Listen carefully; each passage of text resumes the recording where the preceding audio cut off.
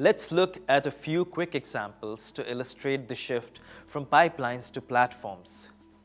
Apple and Google provide one of the best examples of this shift from pipelines to platforms. The traditional handset industry, dominated by companies like Nokia and BlackBerry, used to work like a pipeline.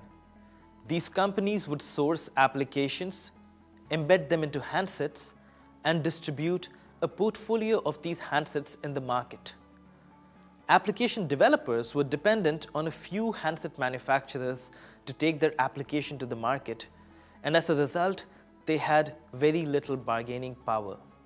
Apple created a platform which allowed developers to create applications and launch directly to the market on Apple's App Store, where consumers would consume them.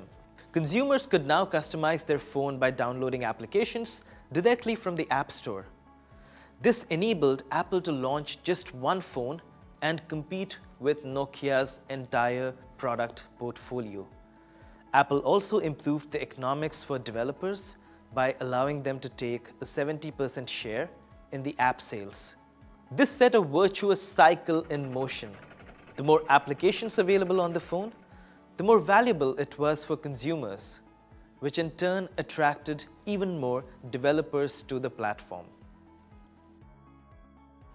Airbnb provides another example of this shift from pipelines to platforms.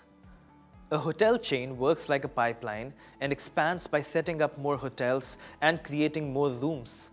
It incurs marginal costs in maintaining and managing these rooms on a daily basis. In contrast, Airbnb as a platform expands with near zero marginal costs. New rooms are added and maintained by external producers, and Airbnb doesn't incur additional costs associated with servicing these rooms. This sets a virtuous cycle in motion. The more accommodation options available on Airbnb, the more valuable it is for consumers, which in turn attracts even more hosts to join and set up listings. Finally, Amazon provides another example of this shift from pipelines to platforms. Traditional book publishers acted as gatekeepers who would determine what content would be accepted and what content would be rejected.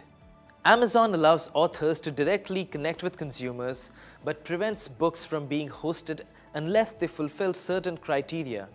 The books that are hosted are given market exposure based on actual consumer ratings and actual data on purchases of these books. In this manner, Amazon replaces the traditional gatekeeper with a more scalable curation as a central platform. As these examples show, platforms increase consumer choice, as with the Apple App Store.